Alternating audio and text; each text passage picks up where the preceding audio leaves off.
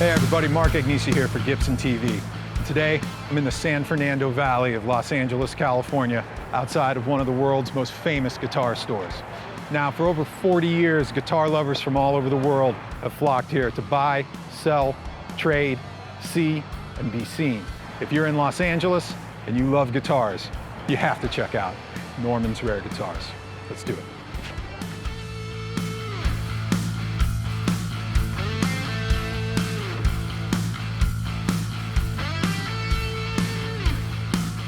So we're here today with store owner, guitar legend, my former boss, Norm Harris. What's going on? Just another day in paradise here. How does a organ-playing kid from Miami become like one of the biggest names in the guitar world? How did that happen? I always loved guitars, for one thing, and I always loved great guitar players, and I played with some really good guitar players when I was playing. But the one thing I loved about guitar is that you can simulate almost the voice with your vibrato on a guitar, and it's one of the only instruments that you could walk around, play and sing, and be pretty much complete. How did you get started out here? Because I know you had some unorthodox methods for buying your stuff. What was, like, this was pre-Craigslist, there's no eBay or Reverb at this point, there's no internet. How did you chase down the guitars for the store? Well, you had to kind of be creative if you could. We would run ads in the newspapers, wanted to buy your guitar, looking for older Gibson, Fender, Martin, we were trying to figure out ways to, get to these old guys that had these guitars.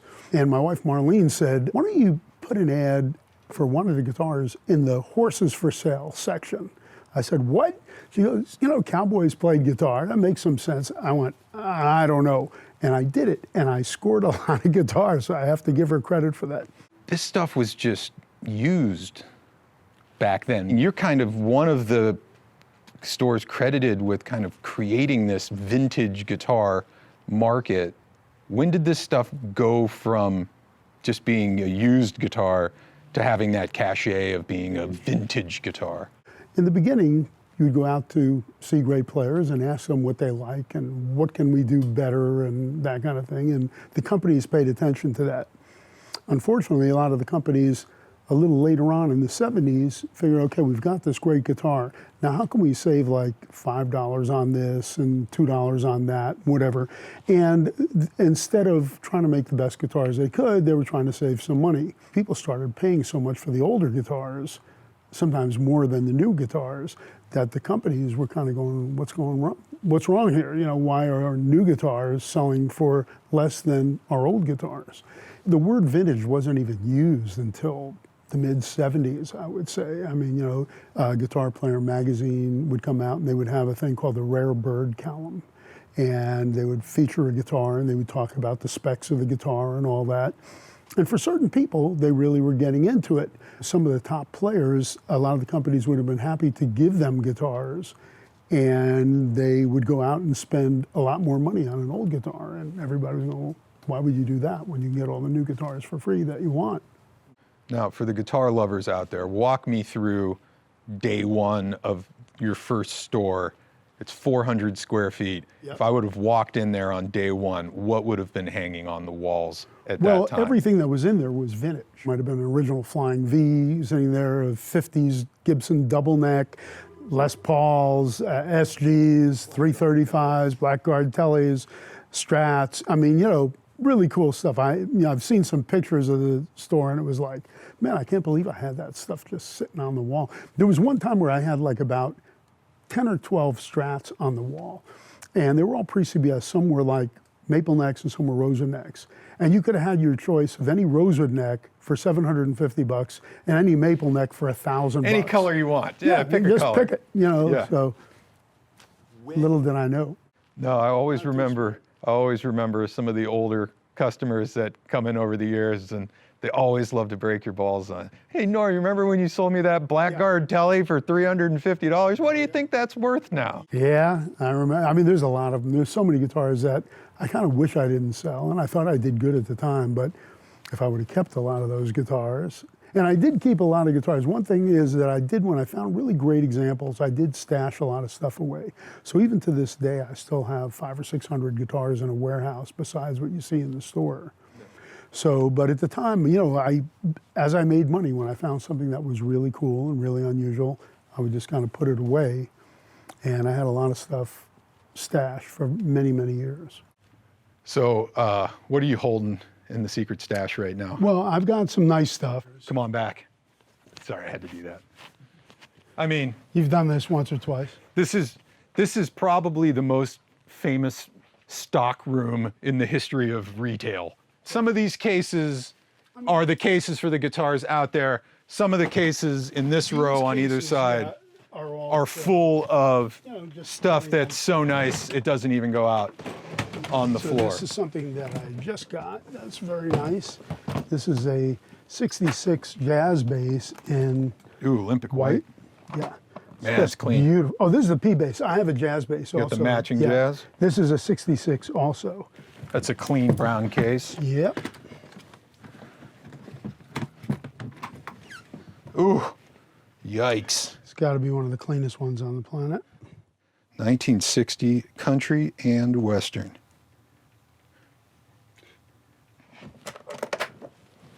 Sparkle jet. Silver jet. But this has all the original All the goodies. Oh man, taggers with it. that's what you like to see. I love that. I love them when they're really well preserved, you know, so. Oh, I love the pinstripe tweed Yeah. cases. This is one that came from the warehouse. This is Oh man. pretty stunning. So one of these kind of, Script logo, it's got the Bakelite yeah. knobs or Catalan knobs. And this is like the guitar that kind of got me into Your nest playing. egg. Yeah. wow. Oh, another blonde one. You like blonde guitars. I do, yes I do. I Why? confess. Why is the blonde about? Well, why I like them, first of all, I think they're beautiful to look at. Second of all, they can't use imperfect wood with a blonde guitar because you can see right through the finish. If there's anything that's imperfections, they would not make it blonde, they'd make it sunburst and kind of shade over Shade it. over the spots, yeah. So the blonde guitars generally are like a step above. And they always sell for a premium too. Yes. Yeah. Man, that's nice. What's the one guitar that got away? Oh, the one that got away, and this is, you people can say, Norm, you are a big dummy. The first really big star that I ever dealt with was George Harrison. He had asked me when he was looking for Sunburst Les Pauls, he said, you know my Gretsch Country Gentleman, probably the most I think we're famous familiar guitar of with all that, time. yeah. Well, I'm thinking, you know, maybe I'll trade you that or something. And I was not thinking, I'm looking at George like I'm looking at you. And I said, who's going to believe that I'm dealing with George Harrison? I'm going to tell somebody that I've got George's guitar. They're going to say, yeah, and you got Napoleon's suit also or something. And I just figured people would call me a liar. So I didn't take that guitar. And that guitar, I think, may be the most valuable guitar. I mean, the Beatles meant so much to so many people. One of the questions I have to ask guitar store owners when we do this, you obviously are a collector and you run a store. Are you happier when you're buying guitars or are you happier when you're selling guitars? I'm much happier buying. Yeah, why is that?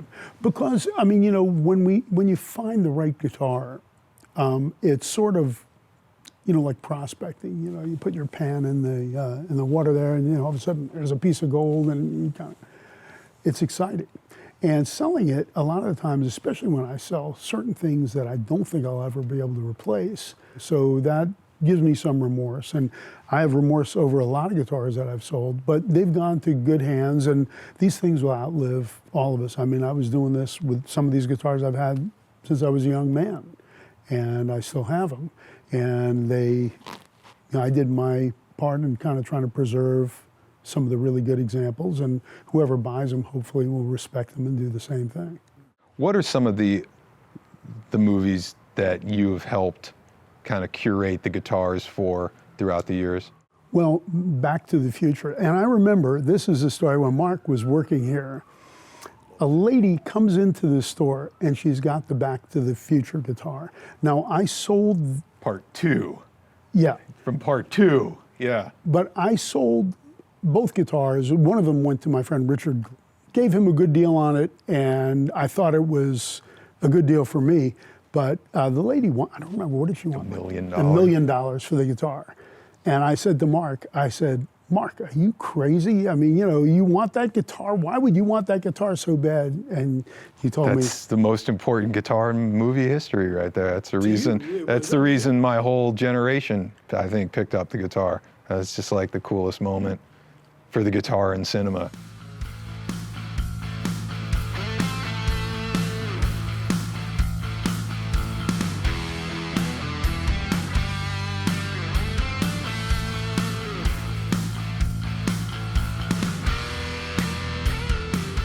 Besides running the store, you're also a literary, illiterary genius. You've written a couple of books on guitars. This was the first one here, which has kind of become like the Bible in a lot of ways for vintage guitar collectors and even for other manufacturers, because all the colors and everything. The examples were really good. So a lot of the manufacturers wanted to see what their guitars look like without being modified, without the super amount of wear, so that they could kind of duplicate the colors. The phone rang a little while ago, and I was going, "Come on, Agnesi, answer the phone." I have picked up a call to see if I still got it. Yeah. I still got it. You do. 45 years of the store. What do you want people to remember? What do you want the legacy of Norman's Rare Guitars to be when people look back? You know, I just would like it to be that, you know, we found something that we really loved, and we were able to sell those things to other people that have the same love for the thing. You've gone through all these different eras of whether it was this word of mouth thing or all of a sudden it became a destination. How has social media changed your business? It's really been everything. And I have to say, you know, since the COVID thing, I mean, I don't know if we'd be able to exist without that, because we have so many people that love the store and are continually buying from us. Sometimes I think they're buying from us because they just want to keep us in business. We even have people who don't even play guitar who watch our YouTube and our Instagram and stuff like that. And they say, I just wanted to come and see it in person. And we have a couch usually that's in between here, and it's a crappy IKEA couch that I think you were responsible for. I had to twist your freaking arm to buy that couch too. I know. I think it paid off. I've had people, how much you want for the couch? It's become an internet piece of iconography. How many big stars have sat on that couch and done videos? We have a customer in Singapore, Steve, who 2 different times, he bought some guitars and said, listen, I'm sending some extra money. I want you to give it to your employees. How do you even say thank you to people like that, that are so nice and loving that they want to support the store? And they've also helped the Midnight Mission, which, you know, I'm really grateful that they do that. They really need it. I mean, at this time with the COVID and, you know, it's bad enough being homeless. Imagine being homeless and ill and being out on the street, not having enough to eat, not being able to buy medicine. You know, we want to do whatever we can, and I'm so grateful and just so shocked when people say, I want to do this and I want to do that. And I go, you don't necessarily have to do that. And they go, no, but I want to. I mean, I don't know how many stores get that kind of a blessing. No. Where was Singapore Steve when I was working here, man? I know. Singapore Steve. You're a little late. You know, I told you not to go.